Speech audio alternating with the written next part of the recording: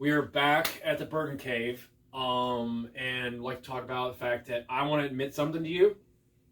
I am not a Star Wars fan, nor a Star Trek fan. Now, I do like Return of the Jedi, and what was the last one? The last two ones that was filmed. The one with the word fucking what's her name died. I got the poster right there. Yeah, the last two films were very good. That tells you my intelligence level. You're like, this motherfucker doesn't know shit about... Yeah, I don't care. Oh, The Rise of Skywalker and The Last Jedi. Yeah, so after the third one... No, after... What was it? Episode 3, I was like, this is trash. And I just turned my brain off. And I'm not going to give you my reasons because you don't want to hear about it. But I do know somebody who does love that stuff, and it's this guy. So he has some things he wants to tell you about. Oh wow! So that's how we're gonna do this. That's how we're gonna do this. And you love the Mandalorian. All right, so here we go. So everybody on the planet's watching the Mandalorian right now. It's like the most watched show on anything. It's on Disney Plus. So basically, from what I've been seeing on social media and the Star Wars timeline or whatever. So the Mandalorian takes place after Return of the Jedi and before The Force Awakens, which is close to where I like. Close, yeah. So before they start making the new movies, it's supposed to take place before that. So you had the Death Star go down, and then all this other stuff. The Empire was supposedly destroyed, and now all this other stuff is happening. And that's where the Mandalorian is taking place.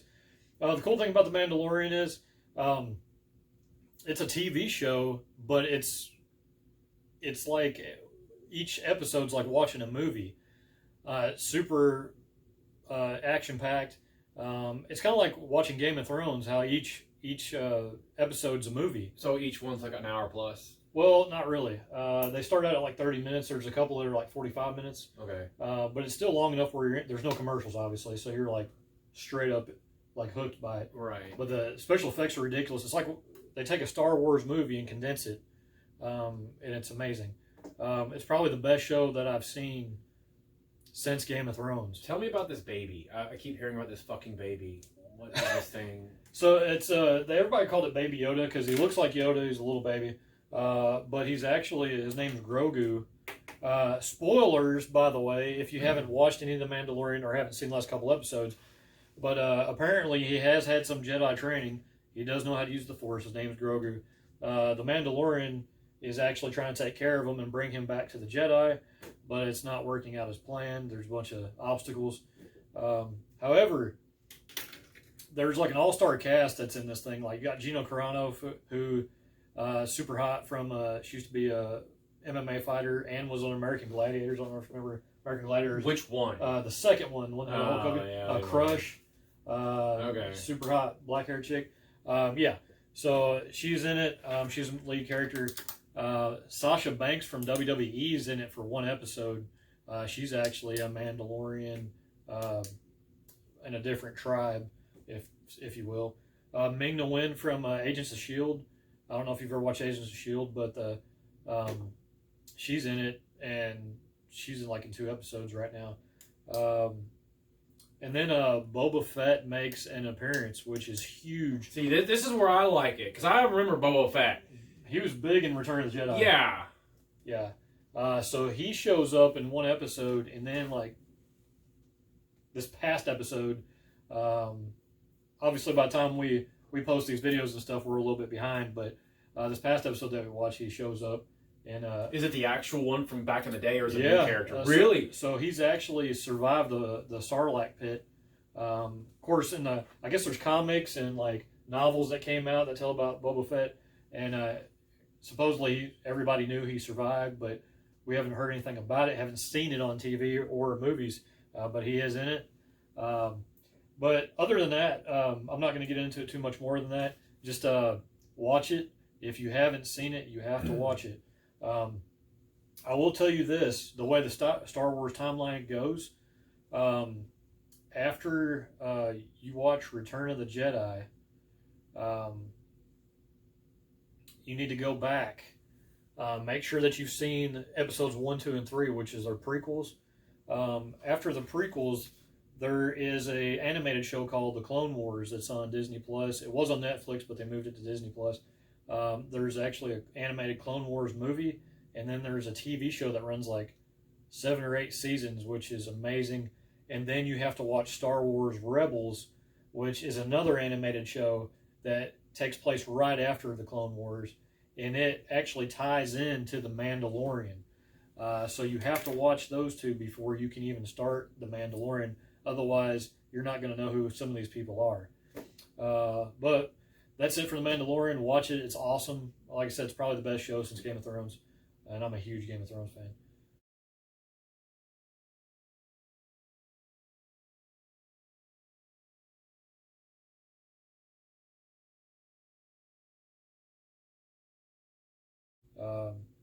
Next thing we got is we watched 2 movies. The whole reason we're doing the Burton score thing is it started with movie reviews. 1 to 5. Yeah, we haven't done any movie reviews since these episodes started because we're trying to do something different. We're just trying to have fun. So we're kind of changing it up with every episode. But the first movie we watched was Project Power. Which one was that again? With Jamie Foxx. Oh, yeah. It was like a, it was almost like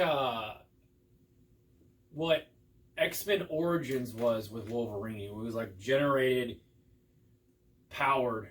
Yeah. Not natural. Genetically enhanced. Genetically enhanced, thank you. And which you didn't really get that idea until like halfway, or maybe even for me, maybe it was the end. But what that aspect of it was involved. But I was honestly, the only reason why I cared about the movie was because I love Django, and Jamie Foxx won me over with that. So I was like, all right, I'm in. Django's great. He's got to be good in it. So yeah. So I thought it was a decent movie. I feel like it had constant action. It was a little weird. I'm a big superhero fan, Marvel fan, big X-Men fan. So basically how this goes is somebody takes a pill and gets powers from it for 5 minutes. And each person who takes a pill has a different reaction. So like Marvel and Limitless made a baby. Exactly. If you will. Or X-Men, yeah. Well, yeah. Okay. Same thing, yeah. So, because in Limitless, Bradley Cooper does the whole, like, he takes a pill and he, like, his brain, like, multiplies into a Monopoly game and he can, like, say anything, you know, but this one, you turn it and it like, it only takes, well, in Limitless, it was like, I think it was, 6 hours or something, 4 hours maybe. In this movie, it was 5 minutes, and everybody had timers. So this is already a moment in their timeline where it was a part of their lives. So everybody had a fucking wristwatch, timer on 5 minutes, and you didn't know what was going to happen. Yeah. So, well, actually, we don't want to ruin the movie because that's not what this is about. But yeah, you get 5 minutes with powers. Depending on who you are, that's what your powers can be. You could die. You could be the Human Torch. You could be whatever. It's crazy. But I gave it a 3 out of 5 Burton score. Yeah, I was gonna say the same thing. Yeah. So let's tell people how the scoring ratio works. So it goes from 1 to 5. We're not Siskel and Ebert. We're not like trying to get weird with it. We don't care who the actors are. No. We really don't. It's based on how we enjoyed it. Number 1, if you get a 1. Which I've only gave a 1 to like 2 or 3 movies, is a waste of your time. Yeah. Complete waste. Yeah. Do not watch it. If you want to watch it, you have nothing better to do with your life. 2, not much better. It's probably watchable. With a couple B-rated actors that are doing a good job, and that's about it. Yeah. It's probably like watching The Marine 6. I almost watched that. I've actually got it. I bought it because The Miz is in it, and I'm a wrestling fan. The other Marine movies are decent. Let's not get into that. Right. But yeah, What would you be considering a 3? A 3 is, for one, watchable, and it's a decent movie. It's worth watching. 1 and 2, there's no reason to watch it ever again. 3, you can watch as many times as you want. It's a decent movie. You'll get entertainment out of it. For me, a 3 is like, all right, I get the fact that this is a bad movie, or I like the fact that these actors are in it. It's not a bad movie. I didn't say it was a bad movie. I'm saying like you sense that this is not the best movie, but you're hanging on with it for a reason. Maybe it's a director. Maybe it's because you like the actor. Maybe it's because you like the storyline, but something's not working. So I'll keep watching it. It's not a blockbuster. Right. It's not one of your favorite movies. Exactly. But it's worth watching. A lot of movies get 3s just because they're entertaining. 4 is it's entertaining and it's worth buying. Definitely. Most every movie that I have in my collections is at least a 4. Actually, all of them are. All of mine are 4s, for sure. Yeah, they have to be a 4 for me to actually purchase it. And yes, I still stook. Where did that come from? I still do buy Blu-rays. I know the digital world's taken over, but I like to physically have a copy. I still have a ton of DVDs too, regular DVDs, but that's because Blu-ray wasn't invented yet. But I do watch Blu-rays. I do buy them if it's a movie that I love. Usually any Marvel movie or comic book movie, or anything that's just pretty badass. So for the viewers, a 4 is a 5 with a minus of what? What would be, if you're watching a 5, what would make it a 4? Okay, a 5 is going to be the perfect movie that you can watch over and over and over again. With the same effect. Yeah, every time. You're like, oh my God, this is the 10th time, and but what has to happen for it to be a 4? In order for it to not be a 5, it has to blow you away. I mean, to be a 5, it has to blow you away. If it doesn't blow you away and you don't leave this movie like, damn, this is badass, you don't get a 5. For me, it's got to be an epic movie. For me, it's like you catch something. It's like, wait a minute, that's not like, okay, let me take you back to Tokyo Drift. All right, Fast and Furious movie. Right. Okay. So there's a scene. I'm like, well, it was like it was like elementary school. I was watching it, and I was like, this is a great movie because we're a car family and we're watching it. But the main character walks up to his dad, and the dad pulls up the the garage door, and there's this 1966 Mustang, or what was it? That's Fastback. Yeah. Fastback, yeah, and it just got rebuilt, brand new, like crazy. And the whole time this movie, he's trying to get this car from his dad, and Dad's like, hell no, you ain't getting this car. This is worth more than anything. And all of a sudden, like, it's the climax of the movie, and he asks his dad, and his dad doesn't even say anything. He just, here you go. He goes, here's the keys. That shit doesn't happen. That's why that's a 4. That's why that would be like, okay. Tokyo Drift wasn't one of the best Fast and Furious movies, but... Come on. No dad is going to do that. Hey, okay, here's my pride and joy. Don't fuck it up. Yeah. No! That's just me, though. Yeah. Just me on that one movie. That's an example of something's like, So what would you give Tokyo Drift? Oh. A 4? No, I'll give it a 3. Because the point is that you're like, wait a minute. That's why. You can't, this isn't real. And so... it could be the best movie ever. And I was like, wait a minute. That's not, no. That's my 4. I got you. So yeah, 5's pretty much what I consider like a perfect movie. You get something out of it, makes you emotional. Any movie can make you emotional, but I mean, like, if it's seriously, like, it means something to you, like a lot, yeah, that gets a 5. So the next movie we watched was Marauders, which actually came out in 2016, but it's on Netflix right now, and it's like number 5 movie being watched right now on Netflix, which is weird because it came out 4 years ago. What'd you think about that movie? Great acting. Yeah, so the guy from the cop from Law and Order Special Victims Unit, Christopher Melini, is in it. Again, a cop. He's the lead actor, and he's freaking amazing in this. The first time you actually hear him swear, because you know when you're watching Law and Order, you're like, this is the moment when you say something, and he can't. Yeah. But he does in this movie.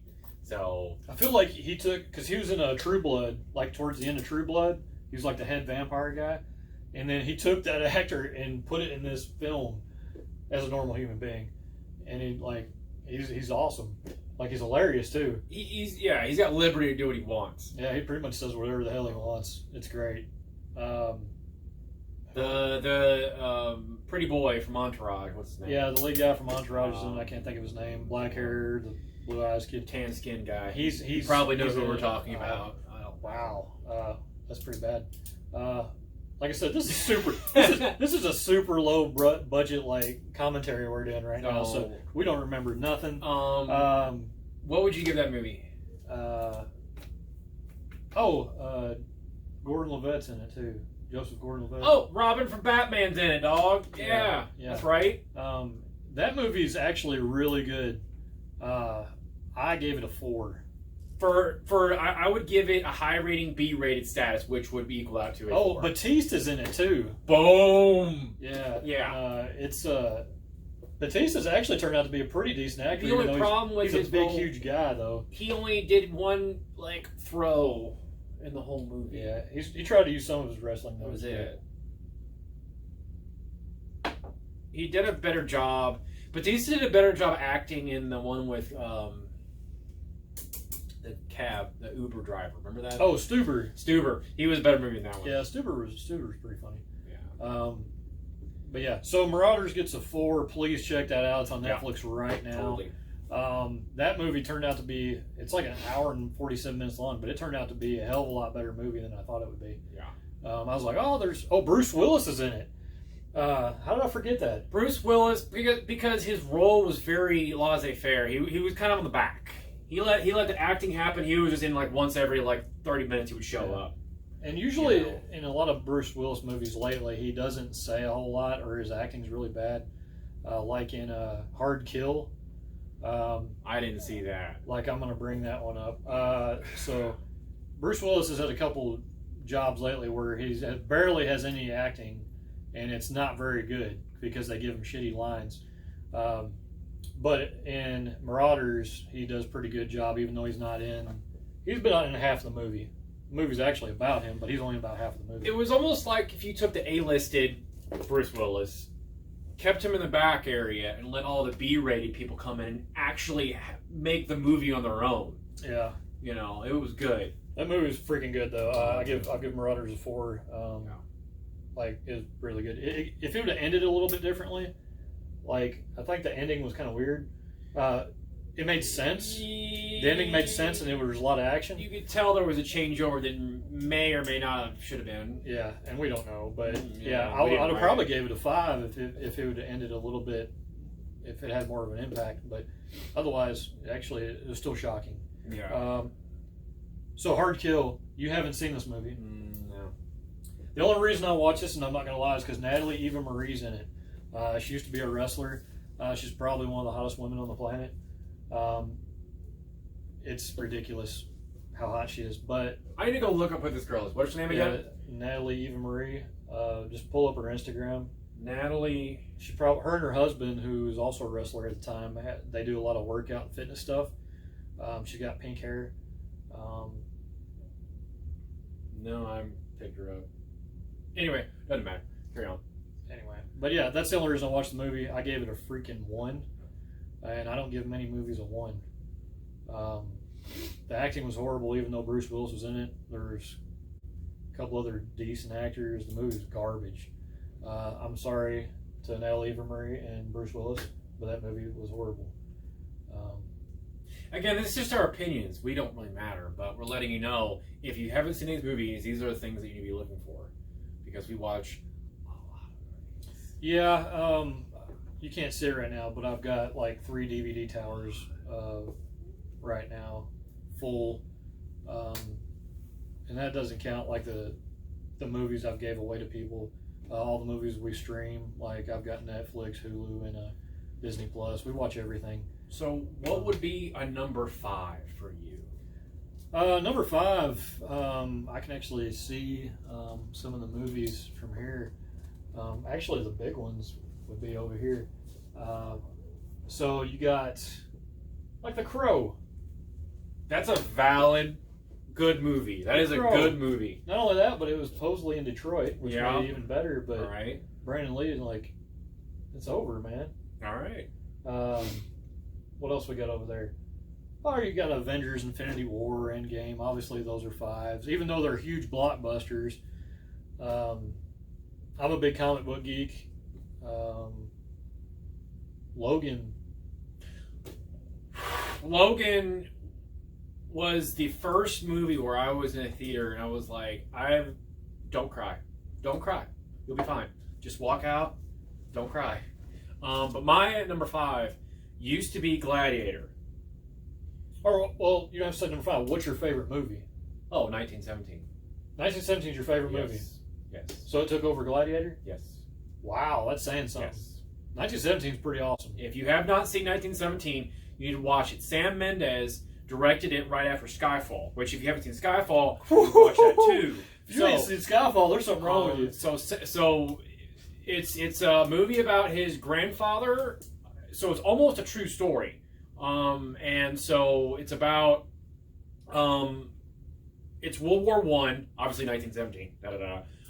But anyway, things happen where miscommunication happens where these generals are trying to invade Germany. Well, things happen. A soldier has to go make a... There's no texting. There's no emails. He has to physically run to the general that's going to invade this German army. And the whole way there is you were literally like... you know that feeling you get when you're on a roller coaster and you've been told that it's the scariest roller coaster in the world or in the state or the park, and you're sitting there and you're just like, that's the way you feel for 2 hours.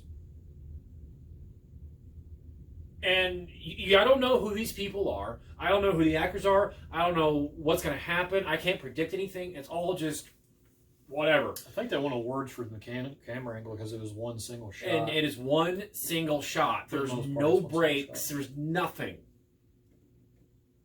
Watch it. Yeah, 1970 is awesome. It's great. So Gladiator was your favorite movie, now 1917. For 10 years. No, 20 years. Because I watched it when I was 10. Gladiator. Yeah. Cry. Like a boy. Like a baby. Gladiator's and 1917... out the door. That takes a lot out for the Tyler, door for him to say that. Anyway, so that is the definition of the Burton score. Yep. You didn't even ask me what my favorite movie is. Yeah, I did. You didn't ask me what my favorite movie was. You just said what was a 5 to you. But sorry. Is that what you meant? Yes, that is what I meant. Well, you said The Crow. Well, I wasn't. That's not my favorite movie though. He already knows what that my favorite being said, is. What is T-Rav's favorite movie? He already knows. It's Tron Legacy. Okay. I forgot. I did not know that. Oh, okay. Sorry. So I get a lot of grief about this because everybody's like, Tron Legacy did awesome at the box office, but it didn't actually really recoup the money that it took to make that movie. Because the movie was actually made for, pretty much for 3D. And I actually seen it. I actually bought it. I've got a 5-disc set. It's got the original Tron and like 4 different versions of Tron. One's Blu-ray, DVD, digital, and then you've got the 3D version. In 3D, it's the best movie I've ever seen.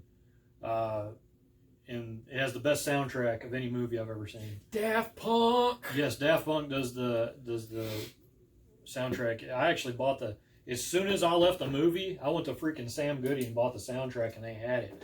And I was like, holy crap, I can't believe this is out already. And I bought it. I played it. I still play it to this day. It's amazing. Just the music, the graphics, the special effects. There's no better movie to me in the world than Tron Legacy. Now, the original Tron, I give it, I think I get... What, 1980 what? It was early 80s. I may have gave it a 3, but actually I think I have to give it a 2 because it's... Sorry, Jeff Bridges. For the time that it came out, it was a pretty epic movie. It was a big deal in the 80s, but to today's standards, that movie is horrible. But I still like watching it, which is weird. Well, I mean, that's it's one of the a few fun movies. movie because it's fast paced. It's Yeah. you know, If you watch it before you watch Tron Legacy, you'll kind of see where they're going. But Tron Legacy is actually its own movie. But it's unreal, man. I've never seen anything like it. I still to this day have never seen a movie like Tron Legacy. Now that's just my opinion. Everybody's got their favorite movies.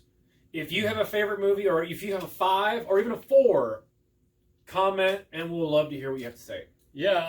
Also, you can check out. We've got a website. It's BURTONSCORE.wordpress.com. I'll put the link up, and you can actually see a lot of the movie ratings I've done. I think there's like 200 ratings I've got on the website for movies. If you see something that I haven't rated that you want us to watch, let us know. Like you said, we'll check it out. But other than that, I think that completes this for today. All right, man. Stay tuned for more Burton Score. And if you have anything to say, any comments, whatever, please feel free to let us know. We need somebody to talk about during this COVID quarantine stuff. Yes, if there's a topic you guys want us to hit as well. Like just anything. Yeah. Because that's what this whole thing's about. We're just killing time, having a good time, trying to have some comic relief. We don't want to be boring at all, so if we're being boring, just tell us we're being boring. You know, we're here stuck. We need somebody to talk to about movies. We like movies. What about music? Anything. Anything. You know, if your car broke down, we're not mechanics. We can probably know a guy who knows a guy. You know, I mean. Oh yeah. Comic books, movies, TV shows, music. We'll talk about anything. Anything. Just about anything. And if we don't know about it, we'll research it and we'll get back to you. Because we don't know everything. And you don't either. That's why we're friends. Wow. I like it. I feel like we're getting really